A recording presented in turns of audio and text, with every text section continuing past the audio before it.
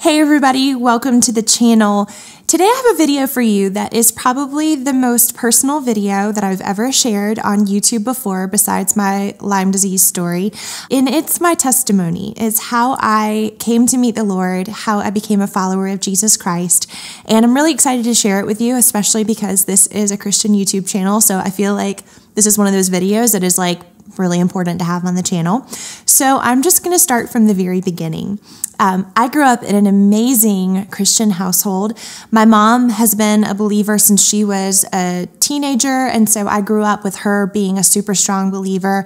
My dad got saved when I was in elementary school, so I can say for a fact that I grew up in a wonderful, God-fearing Christian household.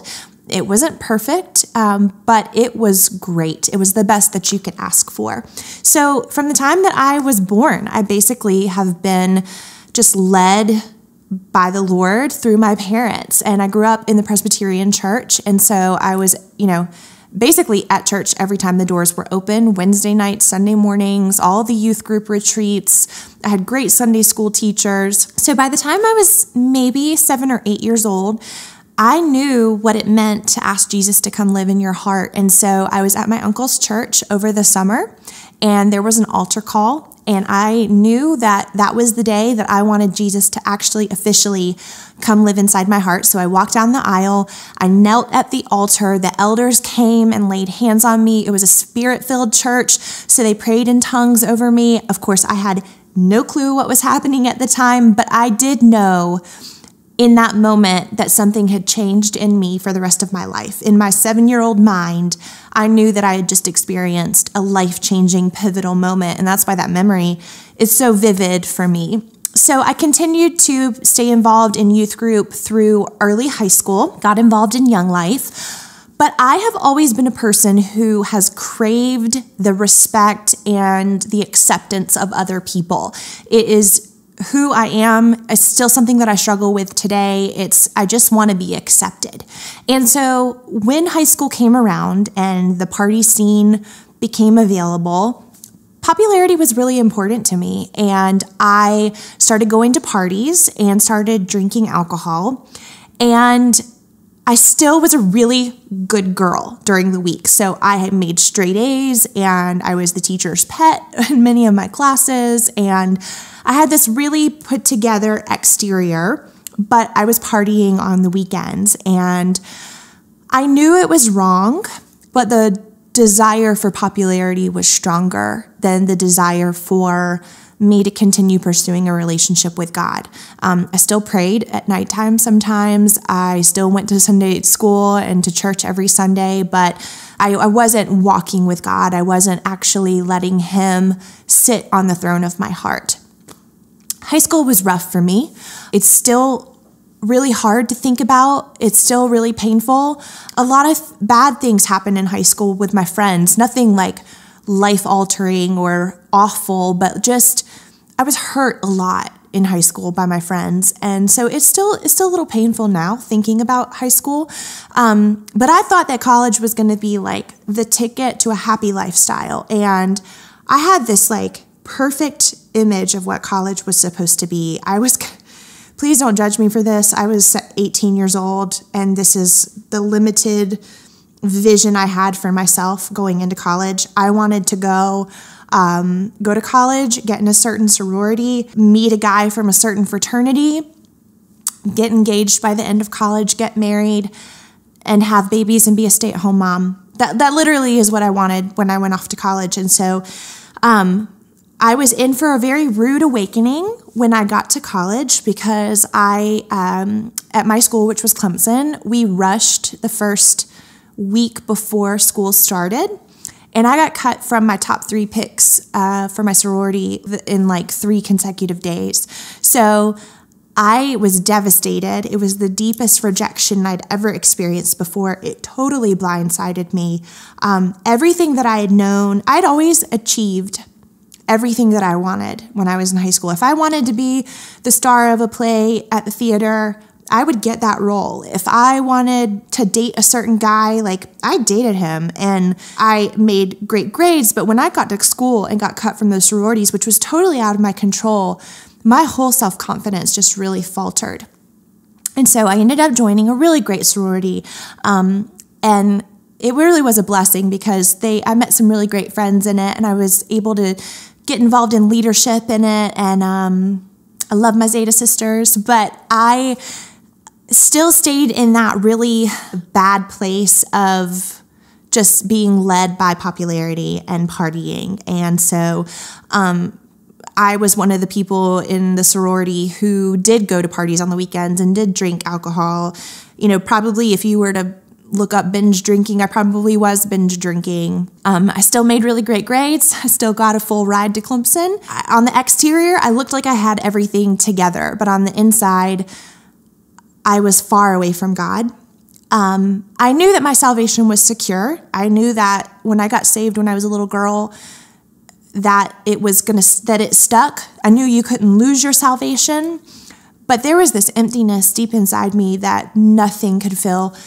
Dating guys couldn't fill it. Getting a full ride to school didn't fill it. Partying on the weekend didn't fill it. I hated the way I looked. It was hard. And I remember calling my mom and dad weekly. And my mom literally will tell you to this day that when her phone rang and she saw that it was me, she would get this pit in her stomach and not want to answer the phone because she knew what I was calling to ask. And I just kept saying, please let me come home. Please let me transfer home. I'm miserable. And this wasn't just my freshman year. This continued into my sophomore year, so the whole year, and then into my junior year. And let me tell you what, my Bible sat on my bedside table the whole time. It was right there. And I made sure that I had it with me, but I wasn't reading it. And finally, my junior year, so the fall of my junior year, I had a really devastating breakup with a guy. It was really hard. It was almost like a movie, just very dramatic. I walked out of a tailgate on a Saturday morning and walked straight to my car and got in my car and turned it on and drove home to Florence, which was 3 hours away. I didn't have anything except for my wallet. No clothes, nothing. And I cried all weekend, and I asked my parents, please let me come home. I don't want to be there anymore. And I remember my mom and dad sitting across from me and looking at me and saying, you know what's really wrong with you. And I just sat there. And they said, until you get your life right with the Lord, this emptiness that you feel is going to just eat you alive. And they had to shove me back in my car and put me back on the road to go back to school that Sunday. And I yelled at God the whole way back to Clemson for 3 hours. I yelled at him out loud and said, why are you making me do this? Why can't you fix this? And he was so patient with me. The Lord's given me a really special gift since I was a little kid, and that was that I could hear his voice in my heart since I was a little girl. And I remember him just saying, keep on telling me, how do you feel? How do you feel? And when I got back to my apartment, I laid on my bed, and he said, are you ready to give it up to me? Are you ready to follow me now? And I was so ashamed of my behavior for the past decade. And I said, I remember picking my Bible up off that nightstand. And I remember my room so vividly. It was painted this beautiful green color. And I laid there and I said, if you'll have me, if you'll take me, I'm ready. And I fell asleep.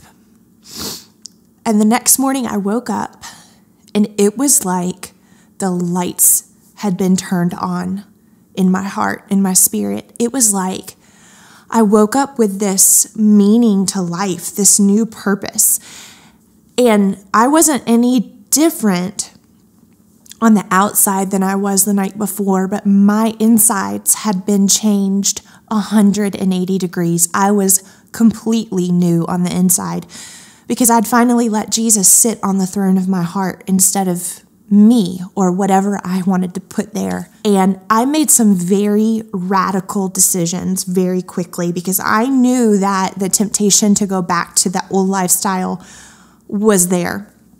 And so I finalized my breakup. Like, it was good. It was done for good. I distanced myself. This was probably the hardest part. I distanced myself from some of my friends who I'd been friends with throughout college, just because I knew that if I hung around them, the temptation to fall back into my old lifestyle patterns would be there. And I started coming home every weekend, just because throughout college I had never known any other weekend activity except for going to parties. And so going home gave me something to do with my time, but it also put me in church with my parents, which we went to an amazing church called Church at Sandhurst in Florence, and my parents were involved in the music ministry there, and so was my future sister-in-law, and her family were involved in it, and it was home. And if you were a part of Sandhurst in that season and you're watching this, you understand what I mean. It was just this really special season back in 2006, 2007. And so God changed my life so dramatically, so fast. He brought my husband, Chris, into my life not a month later. We weren't dating at that point, but when I met him, I knew I'd previously met him over the summer before I gave my heart to the Lord. And when I met him, I knew that he was my husband, except for I didn't believe that I was worthy of him, or that how would that ever work out, because I was so caught up in my sin. But very, very quickly, we started dating. And by the fall of my senior year, we were engaged, and he was running a radio ministry in Florence, my hometown. So I moved home right after college. I mean, literally, I like to say that I walked off of the stage at graduation into the wedding chapel, because we got married 2 weeks after I graduated. All of a sudden, life was good.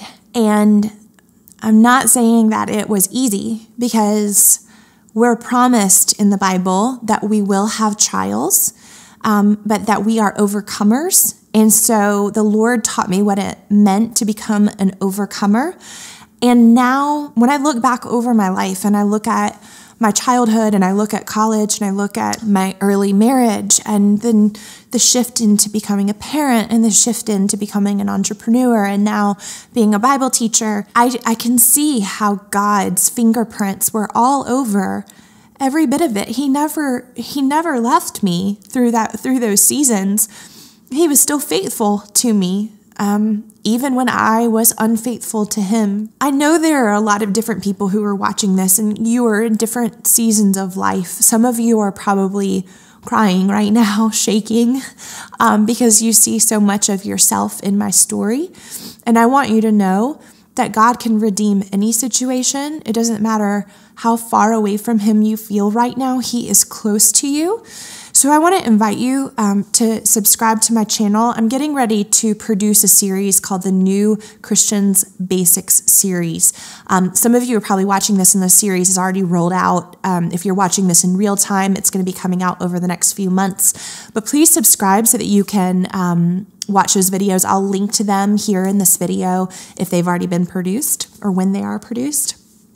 And for those of you who are watching this who have children who are in college and have walked away from the Lord, let me encourage you with this. The best thing my parents ever did for me was to tell me the truth and to not waver and try to fill my sadness with things.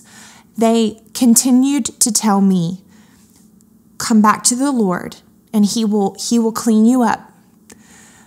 And they told me that for years until I finally hit rock bottom, until I finally broke. So don't stop.